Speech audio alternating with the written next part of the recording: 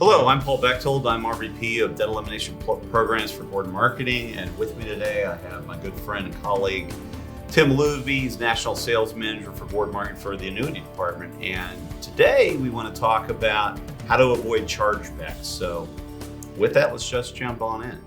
Tim, chargebacks, a lot of agents kind of think of that more leaning toward life insurance sales, but a question for you, do you see that in the annuity world very much? Absolutely. It comes with the territory, right? Inevitably, if you're going to be selling anything, there's always a risk of some buyer's remorse, or very often we see maybe another opportunistic agent that sort of ends up ruining a good sale. And so it's not uncommon for agents, life, annuity, or whatever, to get a chargeback. It doesn't mean they're a bad agent. It doesn't mean they missold it necessarily.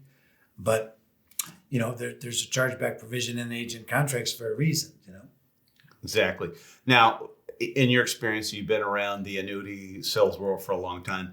Have you ever kind of noticed a trend with certain agents seem to attract more chargebacks than maybe other agents? Yeah, good point. Yeah, definitely. It depends. There's different agents that are much more careful. There's also different kinds of selling styles. Some agents would be a little bit more inclined to push past it, objections in a way that sometimes might ignore what on the surface really is an unease with the decision that they're making. The other things that might factor into that is things like a lot more agents sometimes sell via Zoom today, post-COVID world. And things like that can make it a little different to get a really good read on that client's comfort with the decision that they're making. So there could be a number of reasons why one agent might have a much higher chargeback percentage or a lower persistency rate, if you will, versus another. Well, Tim, being a seasoned veteran, very successful in what you've done for over 30 years now, what advice can you give an agent maybe out there about what he could do before the sale is finalized, before the ink's dry on the app, to help lessen the likelihood of a chargeback? Yeah. I think it's probably just like a review, a post-close or just pre-close review that makes sure that they understand the fundamental things that might also ultimately result in a chargeback. Things like, do you understand the surrender charge on this? How long it is? Do you understand the exceptions to that surrender charge? Because very often that's why people are getting out. That's one of the big reasons, is because they put money in and they feel like they're locked into it, or someone tells them that they're locked into it. And they might not understand that they're actually not locked in, that there may be some partial liquidity for them to meet the needs of an emergency. So it'd be those kinds of things to confirm that they understand the reasons why you're making the recommendation, and that they understand that they have those needs, that those reasons tee up for them. Basically restating the reason why they're doing what they're doing.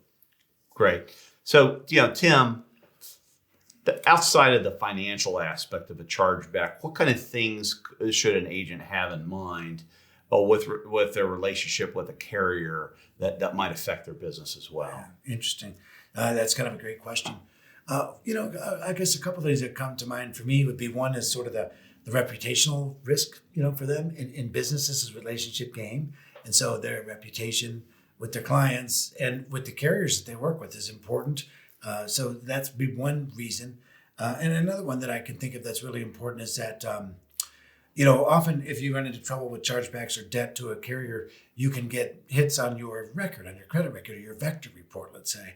And those can be fundamentally, those can be very damaging for someone that makes a living in this business. Exactly. So yeah, there definitely are some other reasons short of the dollars that could be paid back alone that I can think of. Yeah. So a couple of the metrics I was thinking of is persistency, the number of not takens, maybe their advancing might be affected, and so forth. So we definitely want to make sure we're not getting in position with a given carrier where we're seeing multiple chargebacks and having that carrier, that agent's livelihood affected by their inability to either get contracted with new carriers or keep getting advances from their existing carriers. Yeah.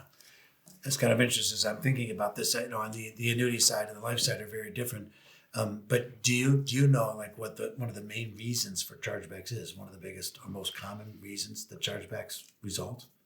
I would say just improper communication and proper needs analysis. If the need's there, the client will follow. right? And they will not get hung up on price. And the other thing I see is a lot of times whatever the agent's fear is that they have with a given client situation, maybe it's affordability, they tend to transfer their fears off to the client, and all of a sudden that client has that very thing that they fear. It becomes a self-fulfilling prophecy, right? If we follow a proper needs analysis, proper fit and function of the product with the client, then the rest will follow. In my opinion, you will avoid a lot of that. That's great. Yeah, great point. I agree with you.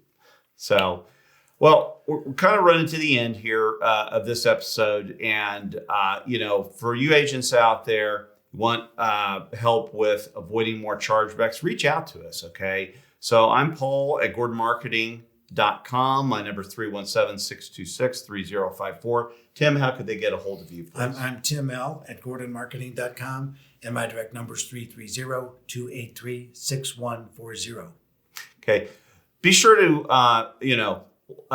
subscribe to Selling Life and Annuities. Click the notification bell, like, comment, and share, so we're able to get you engaged in all future episodes of Selling Life and Annuities. But for today, we got to call this episode to a close.